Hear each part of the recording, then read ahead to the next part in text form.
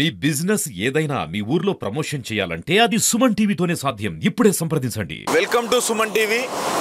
మిర్యాలగూడ పట్టణంలో గాలి నాణ్యత అనేది రోజు రోజుకి క్షీణిస్తున్నా కూడా ఇంకా కూడా ఈ రైస్ మిల్లు వాళ్ళ వ్యర్థాలతోటి పర్యావరణాన్ని మాత్రం చాలా పొల్యూషన్ చేసే విధంగా అయితే మిర్యాలగూడ పట్టణంలో ప్రస్తుతం మనం చూస్తున్నాం. ఇక్కడ రైస్ మిల్లులు అధికంగా ఉండబట్టి అక్కడ చూసినట్టుంటే చాలా పెద్ద ఎత్తున పొగ రావడంతో మొత్తం గాలి కాలుష్యం ఏర్పడి గాలి పరిమాణం అనేది ఆక్సిజన్ అనేది అసలు మిర్యాలగూడ పట్టణంలో గాలి నాణ్యత అనేది లేకుండా పోతుందనేది అనేక పేపర్లలో టీవీలలో వస్తున్నప్పటికీ ఎవ్వరు కూడా అధికారులు కూడా ఎన్విరాన్మెంటల్ బోర్డు వాళ్ళు కూడా ఎవ్వరు కూడా పట్టించుకునే దాఖలాలు అయితే ప్రస్తుతం అసలు ఇక్కడ లేవు. ఇక్కడ ఎందుకు ఇలా చేస్తున్నారనైతే ఈ రైస్ మిల్లర్ల వాళ్ళకి నచ్చినట్టుగా వాళ్ళకి నచ్చిన విధంగా వాళ్ళకు తోచినట్టుగా వాళ్ళు చాలా వ్యర్థాలను ఈ గాలి కాలుష్యాన్ని మాత్రం విడుదల చేయడం అనేది అయితే జరుగుతుంది. ఇది ఇలా ఎందుకు చేస్తున్నారు అనేది ఏ అధికారి కూడా పట్టించుకునే దాఖలాలు లేవు.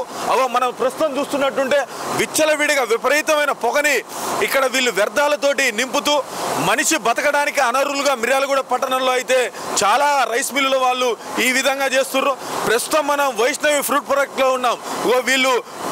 వీళ్ళ నుంచి ఈ మిల్లు నుంచి వచ్చే వ్యర్థాలతోటి ఆ పొగ వల్ల చుట్టుపక్కల అసలు కనీసం ఏం కనిపించే పరిస్థితులు కూడా లేవు.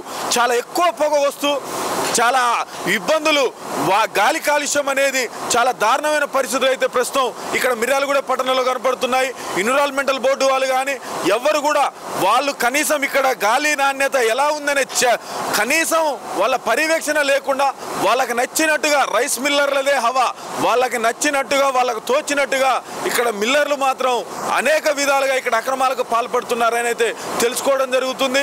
ఇలా ఎందుకు చేస్తున్నారని అడిగే నాదుడే లేకుండా పోవడం అనేది అధికారుల పర్యవేక్షణ లేకపోవడం అనేది చాలా బాధాకరం. రానున్న రోజుల్లో మిర్యాలగూడలో అసలు గాలిని కొనుక్కునే దౌర్భాగ్యమైన పరిస్థితి వస్తుందని అయితే ప్రజలు వాళ్ళ ఆవేదనను కూడా వ్యక్తం చేస్తున్న పరిస్థితులు అయితే అంతటి కూడా కనపడుతున్నాయి. ఇలా ఎందుకు జరుగుతుంది అనేది పట్టించుకునే పరిస్థితులు అయితే ఇక్కడ ఎవరిని అడిగినా కూడా సమాధానం చెప్పే పరిస్థితులలో కూడా రైస్ మిల్లర్లు లేరని అయితే చెప్పుకోవచ్చు.